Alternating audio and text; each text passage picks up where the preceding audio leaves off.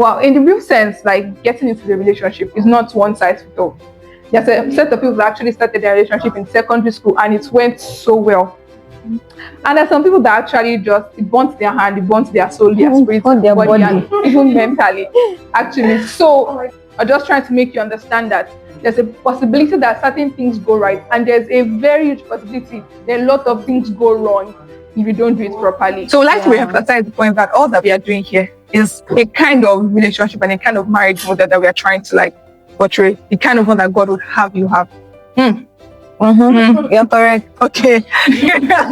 Yes.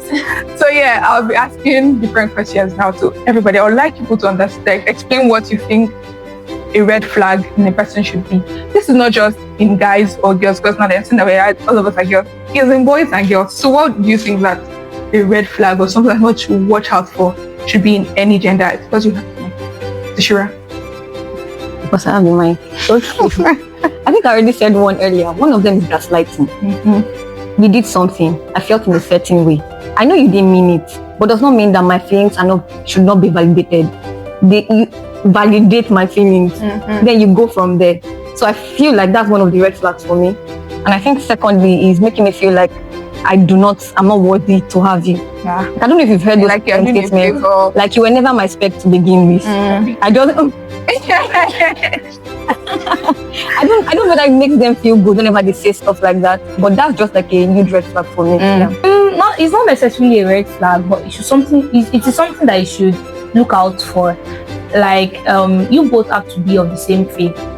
Like you should, so that there's no sort of compromise that, oh, I believe in this, you don't believe in this, so I would want you to, or in the case where you both now have children and there's a situation where the father or like one person is saying go to church, the other person is saying go to mosque, or not even with doctrine. Yeah, exactly, doctrine. Like you both should, your faith should align. You both know that, okay, this is what we both believe in sense.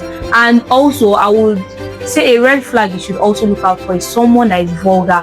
That is something I tell people. Someone that is very vulgar, using vulgar language, like words that even you yourself cannot speak, cannot say. If your partner is someone that says things like that, before you know it, when you both have children, he or she would influence your children, and it's not something you are comfortable with, and because there's already compromise, you like find it difficult to correct. I like those. So like when you are trying to like choose someone to do, remember that you're not just choosing your baby, your boyfriend, your girlfriend, you're choosing your father. Like father to your children. So if you're trying to say that you want to manage the situation now, are you sure you want to like manage the situation when it goes beyond just to be a relationship? And also for all those kind of verbal abuse, if any abuse is starting verbally, it should just grow to become physical. Yes. So if you say you want to manage it while it's still verbal, okay. When they throw you punch.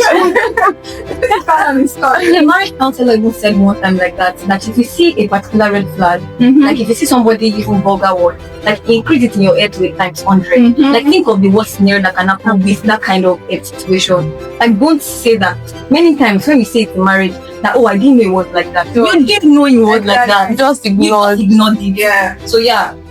Okay, to add to everything that we've been saying, my own major red flag is lack of communication. Like that's like the top of the list for me. I like when you spell your feelings out, you spell your mood out. I don't want to feel like a disturbance. Let's say now you had a long day and I'm coming with my own something. And it's like I don't know what to but just tell me straight up that like right now something happened, I'm not really in the mood for this, and I will lock up. Do you get? Not that you will not communicate your boundaries, communicate your feelings, communicate your thoughts, and you now expect me to know what is in your head. I'm not God. The Spirit of God lives in me. I know what I'm still not God. So communication is the top of my list. Secondly is respect. Like respect me, I'll respect you. Might be friends, might be don't disrespect me, both verbally, emotionally. I'm someone that I like my feelings being very validated. But I tell you, just like what you said earlier, If I tell you that, okay, this thing you did, I don't like it. Don't tell me that. It's not more ahead. Like, I don't understand. Not that deep. I mean, it's deep to me, so you should.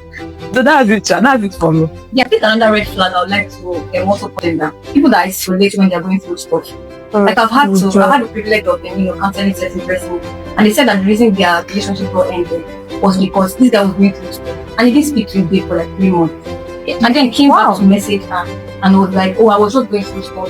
Can we go through it together?" I mean, Why are we in a relationship? together.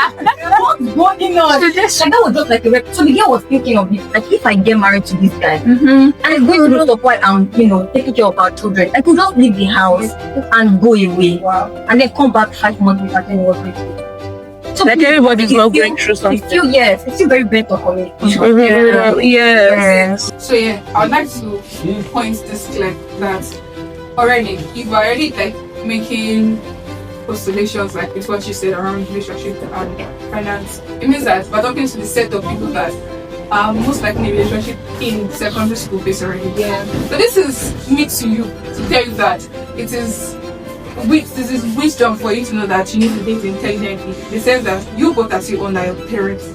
You both are still very, very, very, very young to do certain things in the relationship. So you have a very high key on your boundaries.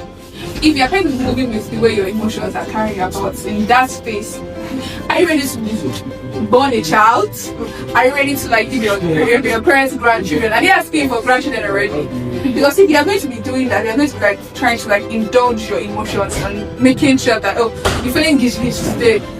You are giving this you're not going to like the result of that. At the end of the day, you are going to give us more statistics on how that a number of people can it is impossible to actually have a solid relationship in secondary school. And that's not what we are trying to do. We are trying to make you know that even if peradventure it happens in that phase, there's a way you can do it and do it rightly. Your parents are not asking you for grandchildren, so please don't do them. Really, it's not going to be to sound harsh to you, but in the real sense, if you don't say these things when you have to say it, I think it is just, there's no point doing all this. I know, right? And one thing I heard from someone when the person said that one kind of the devil against marriage and all those things is when you're not married, it always pushes you to remove the clothes. So now when you're married, it's pushing you to wear it. So it's just understand that it is just because you're in this phase. And when as they to say when you are in a phase where you have to explore or that you have to explore, you will get there. But just make sure that you are treading the path carefully and treading it with so much intelligence, because it's another person's husband you're trying to marry. If you're not having a conversation that will make you see that you should not marry them. To add to what she has said, in your secondary school setting of a proposed relationship, you have to look at the partner's group of friends. Okay, so Psalm 1 verse 1 emphasizes on how we should not walk in the counsel of the ungodly, we should not sit in the seat of the sinner, we should not stand in the ways of discomfort and all of that. So you have to look at who they are sitting with, who they are standing with, who they are working with, who is advising them, what do they listen to. So it's very important to know their steps so that you're not just picking them, you're picking those that you flock around. Exactly. Yeah, when you now say that your babe is working with 4 foolish men, you count it wrong. They are 6. To work together. So I'm very careful. And this point, this one just made me remember something. If you are not so concerned about who that is working with, remember that at the end of those, these people be his friends, they will also give birth to children. And that means that you also give birth to children. So that's children and their children gathered together. So it's very important. It's very impossible for you to say that you want to raise your children in this style, and then your friends, your husband or wife's friends, this is what they have as their definition of what value should be like. It would not work. And back to that point, if you don't have conversation, you will not know this kind of thing. One more thing. You can see that from our conversation here, mentioning your children. You should know that whatever you are doing now, it's not only for yourself.